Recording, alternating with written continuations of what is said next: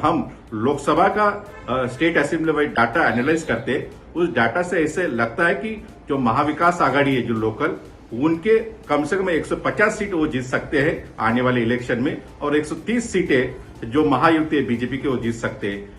लोकसभा चुनाव के बाद अब कुछ राज्यों में विधानसभा चुनाव होने हैं। इनमें से महाराष्ट्र भी एक है। बीते दिनों महाराष्ट्र में खूब सियासी उठापटक देखने को मिली। राज्य में बीजेपी वाले महायुति गठबंधन ने अपने विरोधियों को झटका देकर सरकार बना ली थी। लेकिन लोकसभा चुनाव के नतीजों के बाद से महाविकास अघाड़ी यानी एमवीए का जोश हाई है, क्योंकि राज्य की 48 सीटों में से महाविकास अघाड़ी ने 23 सीटों पर जीत हासिल करके सबको चौंका दिया। अब एक्सपर्ट्स का कहना है कि लोकसभा चुनाव के हिसाब से देखा जाए, अगर आज विधानसभा चुनाव हुए तो महाविकास अघाड़ी 150 सीटें जीत सकता है। महाराष्ट्र में जिस तरीके से लोकसभा के चुनाव के नतीजा है, उसमें एक बात क्लियर होगी कि महाराष्ट्र में सबसे पार्टी के तौर पे कांग्रेस उभरी है।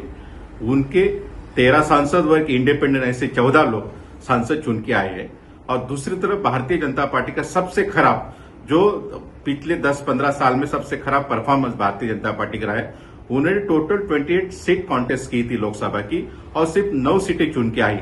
और जो भी सीटें चुन के हुए, मेरे ख्याल से जैसे नितिन गडकरी हो, नारायण राणे हो, काफी लोग अपने खुद के बलबूते पे चुन के, वहां पे पार्टी का संगठन और मोदी और अमित शाह और जो लोकल लीडर, उनका कोई करिश्मा नहीं चला।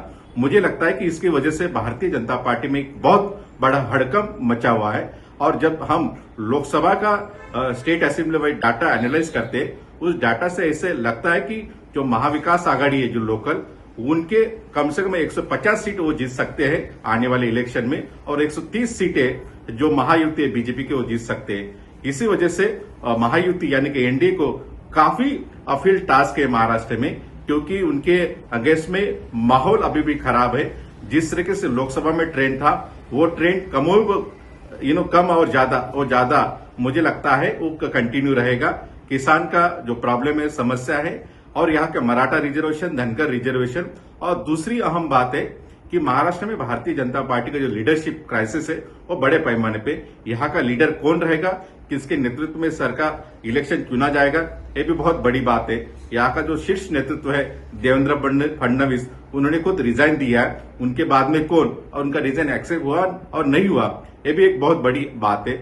मुझे लगता है कि आने वाला समय भारतीय जनता पार्टी के लिए बहुत कठिन और समस्यापूर्ण समय है। महाराष्ट्र में इसी साल चुनाव होने हैं। राजनीतिक दलों ने जिसकी तैयारियां भी शुरू कर दी हैं। बीते दिनों महाविकास अघाड़ी ने प्रेस कॉन्फ्रेंस करके ऐलान किया कि आने वाले विधानसभा चुनाव में शिवसेना, यूपीटी, एनसीपी, शरद पवार गुट और कांग्रेस एकजुट होकर लड़ेंगे। महाराष्ट्र में विधानसभा की 288 सीटें हैं और बहुमत के लिए 145 सीटों की जरूरत होती है। आज के हालात और एक्सपर्ट्स का आकलन देखा जाए तो महाविकास अघाड़ी के नतीजे चौंकाने वाले हो सकते हैं। आपको हमारी ये रिपोर्ट कैसी लगी, जानकारी कैसी लगी, कमेंट करके जरूर बताएं। और आपकी क्या राय है कि इस बार महाराष्ट्र में क्या कुछ हो सकता है इन विधानसभा चुनावों में? जो भी आपकी राय है कमेंट सेक्शन में जाके जरूर बताएं। ये वीडियो आपको कैसी लगी ये भी बताना ना भूलें। इस तरह की खबरें आगे भी देखने के लिए बने रहें न्यूज़ तक के साथ।